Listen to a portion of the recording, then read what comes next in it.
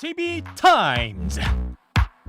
더 막내 작가와 함께 시선 집중의 문을 열겠습니다. 어서 오세요. 네, 안녕하세요. 더막갑니다. 전승택님이 구독과 좋아요는 필수입니다 라고 하면 촌스러운가요? 시작은 구독과 좋아요로 라고 말씀해 주셨는데 촌스럽다뇨. 필수죠, 필수. 그러니까요. 네. 촌스럽긴요. 센스 있으십니다. 네. 칭찬해드리고요. 귀염똥땡이님이 김종배 선생님 목이 많이 잠기신 것 같네요 라고 보내주셨네요. 좀 잠겼습니까? 네. 체력이 좀 딸리는 것 같긴 해요. 아이고 저런 힘을 좀 내시죠. 네. 자, A스타임 가볼까요?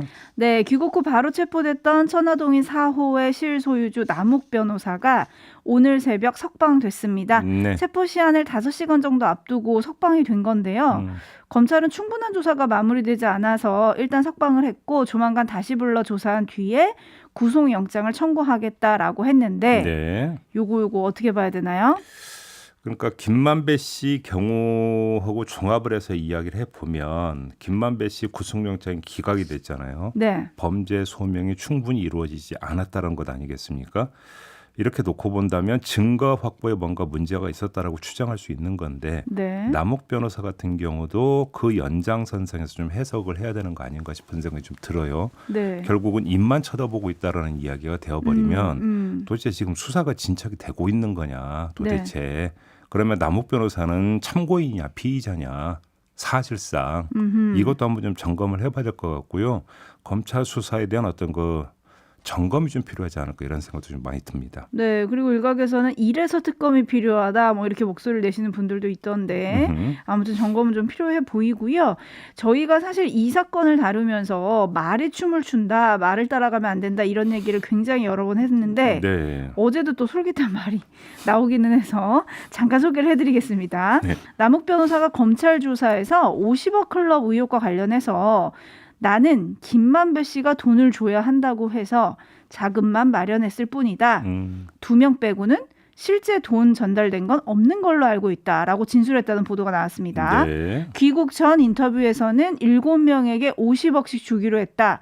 그래서 350억 얘기를 했었다. 이런 얘기를 했었거든요. 그러니까요. 말이 또 바뀌었죠.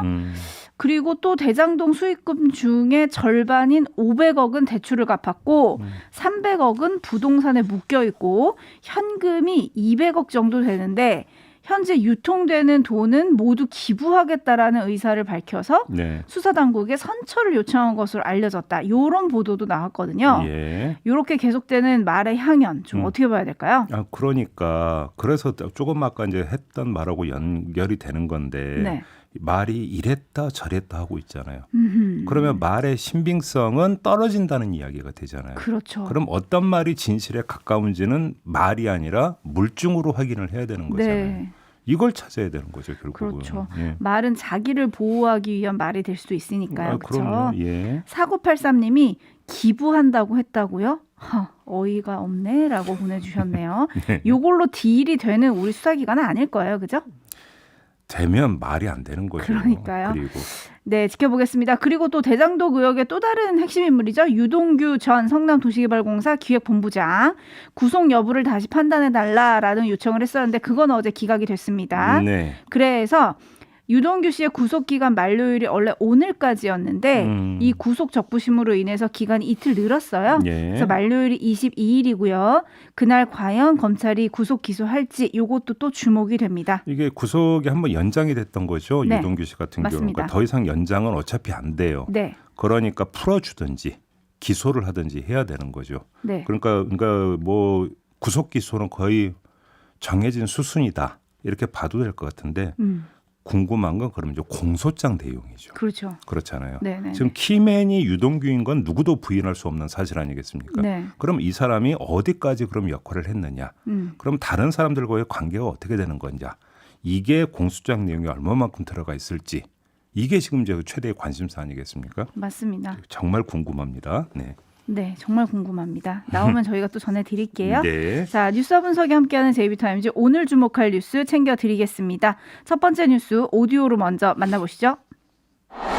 국민의힘 김용판 의원이 이재명 지사한테 건네진 조직폭력배의 돈이라면서 사진 한 장을 공개했는데 확인 결과 그냥 번 돈을 자랑하는 가짜였습니다. 이재명 지사는 아니면 말고식 허위 날조로 한 사람의 인격을 말살하는 건 의정활동이 아닌 범죄 행위라며 김 의원의 사과와 의원직 사퇴를 요구했습니다. 국회 행안위 여당 의원들도 김용판 의원이 조폭과 결탁해 조작된 허위 자료로 국정감사장을 더럽혔다며 사보임, 즉 행안위원회에서 물러날 것을 요구했습니다. 이 국감장에 있을 자격이 없다.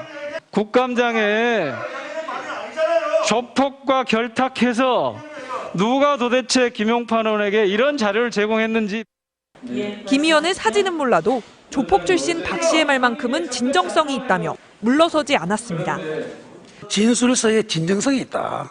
과연 내가 조폭과 결탁돼서 했는지, 그래서 자격이 없는지 밝혀질 것이다. 네, 마지막에 김용판 의원 목소리가 나왔죠. 네. 김용판 의원이 밝힌 입장을 뭐 좀 정리해서 다시 전달해 드리면 어제 이 사진 진위를 확인하지 못했다고 인정을 했고요. 착잡하다라는 입장을 밝혔습니다. 그러면서 경위를 밝혔는데 그 사진은 장영하 변호사가 박철민 씨를 접견하고 받은 건데 박철민 씨가 워낙 강력하게 얘기를 했다고 해서 믿을 수밖에 없었다. 이렇게 밝혔고요. 장 변호사를 믿고 했는데 조금 이게 날짜가 안 맞는 것 같다. 이렇게 이야기를 했고 박철민 씨의 진술서 내용을 보면 진정성이 느껴지지 않을 수 없다. 이런 말도 했어요. 네, 진정성이 느껴지지 않을 수 없다. 네. 네, 어떻게 평가해야 될까요? 아주 단순한 그 질문 하나 던지겠는데요. 김용판 의원은 경찰일 때 수사를 그런 식으로 했습니까? 라는 질문을 드리고 싶습니다. 네. 명색이 경찰 넘버 2 서울 경찰청장을 지낸 분 아닙니까? 그래서 묻는 건데요. 피의자든 참고인이든 강력하게 얘기를 하면 그냥 믿어주는 겁니까? 그거 아니잖아요. 네. 그 수사를 진정성에 대한 느낌으로 합니까? 저 사람은 진정성 있게 얘기하는 것 같으니까 진실일 거야. 어허. 그리고 저 사람 뭔가 진정성이 안 느껴지니까 진실이 아닐 거야. 그러면 수사 결과를 좌우하는 건 자기의 느낌입니까? 이렇게 수사합니까? 이건 말이 안 되는 얘기잖아요. 그렇죠. 근데 이 말도 안 되는 얘기가 사진 합방의 원인을 알려주는 또 단서일 수도 있다. 이렇게 봐야 될 것 같은데 김용판 의원이 빠진 함정은 뭐냐면 한마디로 이야기하면 믿음의 함정이에요. 믿음의 함정. 이재명 지사가 조폭과 연루됐다는 자기 믿음이 너무 확고하다 보니까 그 믿음에 부합하는 다른 사람의 주장에 믿음을 본인이 부여를 한 거죠. 믿음이 믿음을 낳은 것이다. 간단히 말해서 믿고 싶은 대로 믿은 거죠. 네. 믿고 믿고 싶어서 믿은 거고요. 이걸 많은 사람들이 이렇게 이야기를 하죠. 확증 편향이라고. 확증 편향. 네. 네, 정규직님이 2판 4판 뭐 이런 지금 촌철을 보내주셨는데 네. 김종희님은 면책 특권 참 좋아요. 무소불위의 특권입니다. 뭐 이런 의견 보내주고 계신데 앞서 오디오에서도 들으셨지만 네. 김용판 의원은 사실 사과 대신에 진술서의 진정성을 이야기를 했고요. 네. 그리고 국민의힘 김기현 원내대표도 조폭과 연루된 자는 대통령이 될 수 없다. 이렇게 밝혔거든요. 아니 그러니까 사진을 제시한 이유가 이재명 지사가 조폭과 연루됐다는 결론을 내리기 위한 징검다리였던 거잖아요. 네. 김용판 의원 입장에서는. 근데 그 징검다리가 지금 아닌 걸로 지금 나오고 있잖아요. 그러면 그 디딘 발이 어떻게 되는 겁니까? 물에 빠지는 거잖아요. 네. 강 건너가는 게 아니라. 그러니까 조폭된 연루된 자라는 결론은 아직은 성립이 안 된다는 이야기입니다. 근데 결론을 앞에 내세우고 하니까 뭐예요? 자기 믿음을 앞세우는 거죠. 네. 네, 참고로 이준석 코마트레이드 대표가 김용판 의원 등을 명예훼손 혐의로 고소를 했고요. 네. 지금 이크님은 부끄러움은 국민들 몫입니까? 라고 보내주셨는데 오늘 또 국감이 있잖아요. 네. 어떤 모습을 보여줄지 좀 지켜보도록 하죠. 예. 자, 제이비타임즈 다음 주목할 뉴스 역시 말에 대한 얘기입니다. 오디오로 먼저 들어보시죠.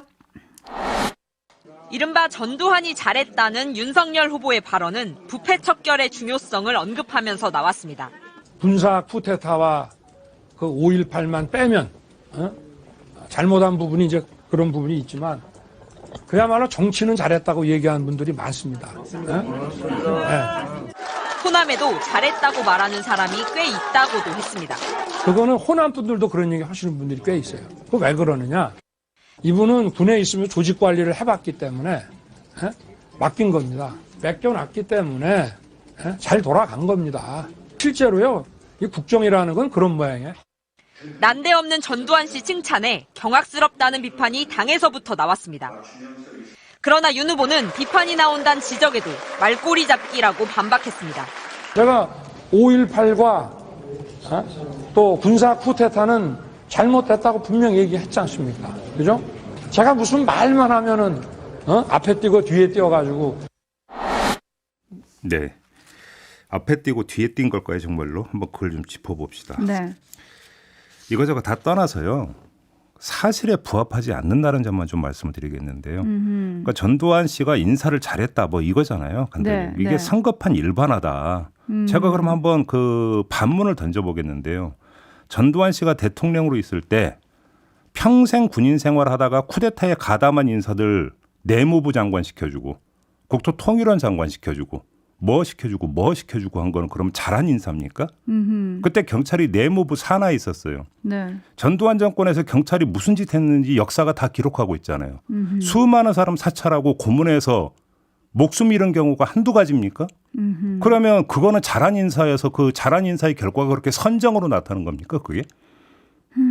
말이 안 되잖아요, 도대체가. 그러니까 윤석열 후보 본인은 자신을 향한 정책 역량 미흡 이 지적에 대해서 항변하면서 이런 말을 한 것 같아요. 사람을 잘 쓰면 되는 거 아니냐. 뭐 이런 취지 이야기인 것 같은데 네.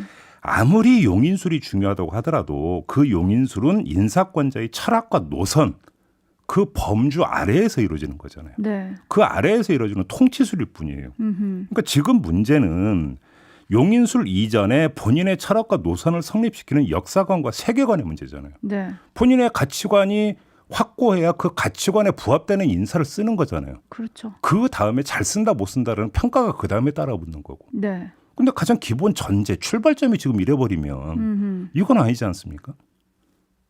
문제가 있는 거죠, 이거는. 그렇죠. 근데 논란이 일자 이제 윤석열 후보는 앞에서 오디오도 들으셨지만 억울한 듯 전문을 보고 말해라.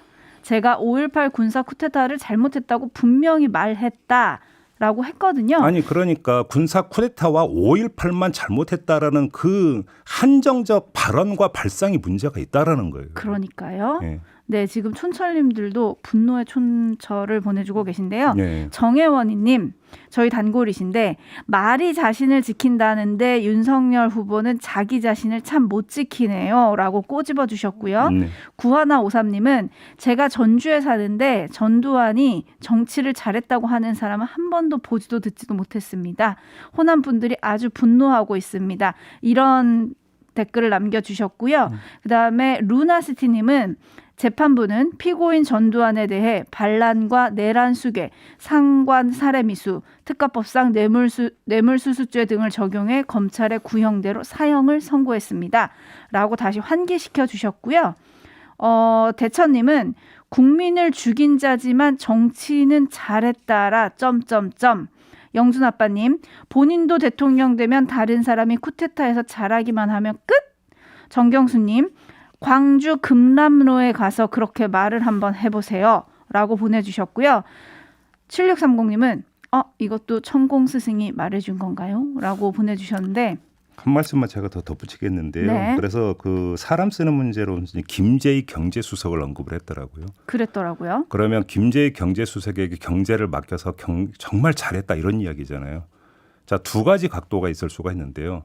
전두환 정권 때 정경유착이 어떤 식으로 전개됐는지 알고 그런 이야기를 하는지가 일단 궁금하고요. 어허. 두 번째는 전두환 정권 때의 경제 상황에 대해서 많은 경제학자들은 전 세계적인 삼저 호황의 덕분이라는 이야기 많이 해요. 그러면 그것이 김재익이라고 하는 사람을 썼느냐 안 썼느냐의 문제에 따라서 경제 성공과 실패가 나눠졌느냐 그렇게 좁게 해석할 수 있는 문제냐. 네. 제가 그렇게 강론까지 들어가서 말씀드리고 싶은 생각은 없지만 짚자면 끝도 없이 짚을 수 있다. 이런 말씀을 드리겠습니다. 알겠습니다. 그리고 호남 국민들도 그렇게 생각한다. 이렇게 하셨잖아요. 네. 그래서 제가 직접 호남 반응을 좀 들어봤습니다. 5.18 기념재단 조진태 상임이사님께 전화를 드렸는데요. 광주에 와서 묘비 쓰다듬고 하더니 과거로 돌아가는 발언이다 라면서 한마디로 궤변이라고 정리를 하셨고요. 네. 전두환에 대한 이런 평가가 거침없이 나오는 건 자기 반성 없는 과거 국민의힘 인사들의 연장선상이다. 이준석 대표가 당 차원에서 이런 허언이 나오지 않게 적극 차단할 장치가 필요하다. 이런 주문도 하셨거든요. 네. 저희가 얼마 전에 주호영 의원 인터뷰를 했지만 윤석열 캠프에서는 호남 지지율에 대해서 좀 약간 긍정의 신호를 꼽잖아요. 과연 이 말이 어떻게 영향을 미칠지도 지켜봐야 될 것 같습니다. 예, 넘어가죠. 네, 뉴스와 분석이 함께하는 JB타임즈 다음 주목할 뉴스는 어떤 건가요? 국민대 교수회가 어제 입장문을 국민대 총장과 교육부에 보냈습니다. 네. 이 국민대 총장에겐 김건희 씨 논문 조사 관련 자료와 향후 계획을 밝히라 이렇게 요구를 했고 교육부엔 직권 조사를 요구를 했습니다. 그럼 입장이 좀 달라진 건가요? 얼핏 봐서는 그렇게 보여요. 하지만 그게 아닌 것 같습니다. 자, 교육부에 보낸 입장문을 보면 교육부가 2005년에 검증 시효를 두도록 지시했다가 2011년에 검증 시효를 없애라는 상반된 지침을 제정했다라는 사실을 환기시키면서 교육부 주장대로 검증 시효가 적용되지 않는다면 직접 검증을 지시하라 이렇게 요구한 겁니다. 네. 말인즉슨 이 혼란의 원인을 교육부가 제공했으니까 교육부가 알아서 풀어라. 그러니까 공을 교육부에 넘긴 거군요. 이런 주장으로 해석을 해야 되는 거겠죠. 네네. 그다음에 총장에 보낸 입장문도 마찬가지인데 이 사건의 전말에 대해 단 한 차례도 교수들에게 설명한 바가 없다면서 조속한 시일 내에 본건에 대해 학교의 규정과 적용 이유, 사후 계획 등에 대한 상세한 설명을 교수 회원에게 제공하라 이렇게 요구를 했는데요. 네. 이 주장 또한 문제를 풀 주체는 교수회가 아니라 학교라는 입장 아니겠습니까? 네. 종합 정리하면 교수회는 아무 책임이 없다라는 거죠. 따라서 교육부와 대학 당국이 알아서 풀라. 공을 넘긴 건데 네. 이런 논리에 대해서 짧고 굵게 지적을 하자면 자, 교육부 2005년 지침과 2011년 지침이 다른 게 문제라면 상식으로 풀 문제 아닙니까? 네. 학교 다닐 때 배운 게 있어요. 신법 우선의 원칙. 기억하십니까? 신법, 네. 새로 만든 법이 우선된다. 그럼 그렇게 해석하면 그 대응하면 되는 문제잖아요. 네. 뭘 어렵게 생각을 합니까? 그다음에 대학 당국이 아무 설명을 안 한 게 문제라면 아무 설명도 듣지 않고 표결까지 진행한 교수회의 처사도 문제 아닙니까? 그잖아요. 네. 표결까지 했던 거잖아요. 했죠. 그러면 교수들이 이게 대응해야 되는지 말아야 되는지 한 근거 사실이 정확히 제공되지 않은 상태에서 표결을 했으니까 이것도 문제겠네요. 그렇게 그 논리에 따르면 네. 그러면 왜 표결을 왜 진행했습니까? 가장 그러니까 기본적인 어떤 사실관계 파악도 안 돼 있는 상태에서 그럼 그것도 무효이겠네요. 그러면 뭐라고 할 겁니까 이거에 대해서? 그러게요. 지금 최종훈 님이 학생들이 좋은 거 보고 배우겠습니다. 라고 꼬집어 주셨는데 네. 요 내용과 관련해 가지고 저희 어제 저녁에 저희 제작진한테 제보가 하나 들어왔습니다. 네. 지금 국민대 교수회라고 했지만 사실은 그 교수회 회장이 교수회라는 이름으로 약간 언론 플레이하는 것 같다라는 좀 의심이 든다면서 몇몇 교수들이 모여서 대책을 논의 중이다 이런 제보를 좀 해주셨는데 네. 요거는 추가 내용이 확인되면 저희가 또 전해드리도록 하겠습니다. 근데 제가 궁금한 건 그래서 논문을 새로 검증할 수 있다는 거예요? 없다는 거예요? 그러니까 교수의 차원에서는 손 터는 얘기잖아요. 간단히 이야기하면. 알아서 하시라 이거잖아요. 지금 교수의 그러니까 이 입장문에 따르면. 네. 그렇게 정리를 해야 되는 거죠. 알겠습니다. 자, 오늘 저희가 앞서서 오프닝에서 예고해 드렸는데 어제 PD수첩에서 방송한 내용에 대해서 좀 궁금하다. 그 방송을 못 봤는데 녹취록을 좀 다시 들려줄 수 있겠냐. 이런 질문들이 많이 들어오고 있거든요. 예. 그거는 저희가 3부에 생생한 음성까지 들려드리도록 하겠습니다. 네, 조성은 씨와 인터뷰가 예정이 되어 있습니다. 많이 그러니까 귀 기울여 주시고요. 자, JB타임즈는 이렇게 마무리하겠습니다. 더마카 수고하셨습니다. 고맙습니다.